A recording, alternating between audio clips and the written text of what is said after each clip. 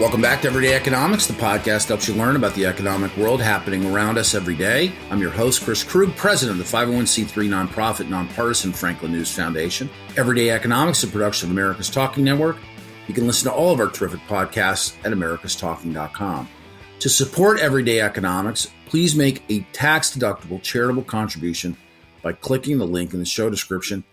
We are recording today's episode on Thursday, August 24th, 2023. And joining me as always, Dr. Orphe Divounguy. He's a PhD economist, an all-around good fellow. What's up, Dr. O? How are you, sir? I'm doing well. How are you? I'm doing great. Hey, I want to jump right into it. And, of course, you and I talk about housing a lot. And the housing market is fascinating right now. I think if you're a buyer and maybe a first-time buyer with something coming out of an apartment situation or coming out of your parents' home or whatever into the market as a new buyer, it's probably a little bit scary. But nonetheless, lots of information sort of moving around this time. We're talking a lot about rates, and that's scaring people away. Sentiment, I think, is perhaps every bit as interesting right now. Warren Buffett, his word means a lot in a number of different markets, and he's weighing in on home building. And he's in. He likes the future of new homes. So what do you make of that? And, is this simply a response to the known gap in the market with regard to the number of homes available? Yeah, it's a number of factors. And to be fair, I gotta put the disclaimer out there. I'm bullish too on home builders and housing in general, despite 7% mortgage rates. And that's because, look, housing demand doesn't just depend on mortgage rates. It depends on wealth. It depends on incomes, right? If my income really increases really rapidly, well, guess what? If income is increasing faster than my housing cost, well, I could be completely unbothered by the increase in housing costs. So you have a situation where mortgage rates have increased because of the resilience of the U.S. consumer and the U.S. economy.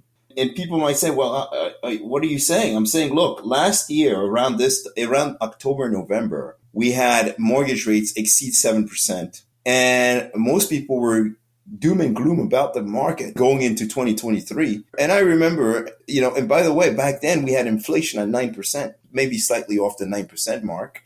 Today, inflation is roughly 3%. We had a rebound in activity in the spring of this year, right? Nobody could have anticipated it. I did anticipate it, but nobody else was talking about a rebound in activity in the spring for housing. Employment continued to grow. The unemployment rate's at 3.5%.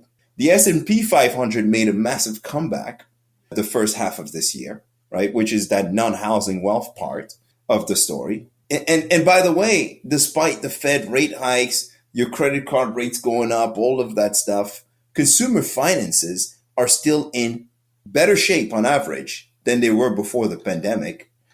And then in the Q2 report of GDP, we got a boost in labor productivity that basically is signaling, right? Higher labor productivity, falling inflation, real wages, real purchasing power is actually rising again.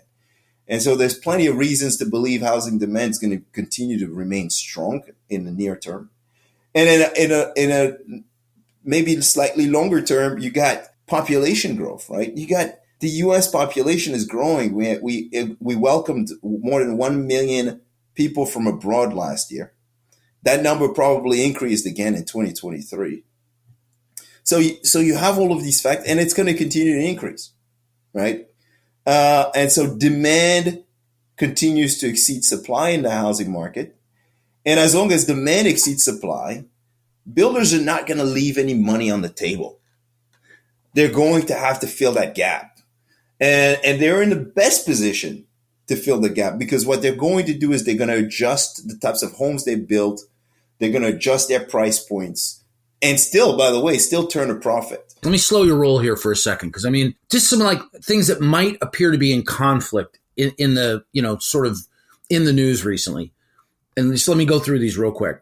Builder sentiment in the last measured period was down. Okay. And it was down. I don't want to get it wrong, but I think it was like down like 7%. It was still up overall, but in the last measured period, it was down 7%. New home sales in July, so the delivery of new homes, hit a 17-month high.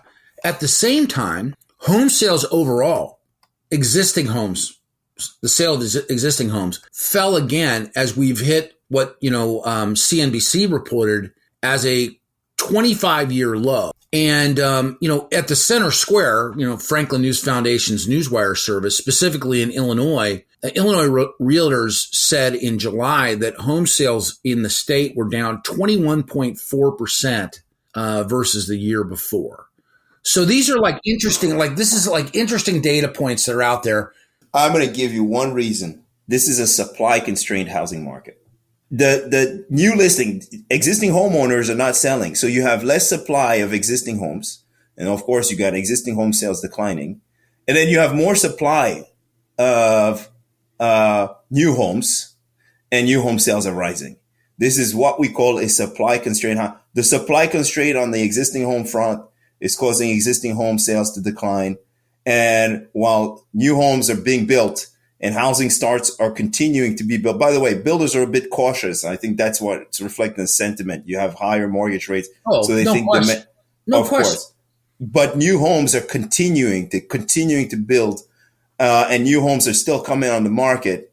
And as long as starts continue to increase, as long as we have a ton of homes under construction, we're likely to continue to see new home sales increasing. And so that explains, what we're seeing right now. It's really a supply issue. Demand's out there, and ultimately demand creates its own supply, right? If somebody wants to buy your shirt, right, your t-shirts, you're going to continue to make t-shirts because what else are builders going to do? They're not going to give up building and change jobs, right? Construction employment is at an all-time high, is rising. What else are builders going to do? They're going to continue to build. They'll build a product that is more desirable for home buyers, but also that is more affordable.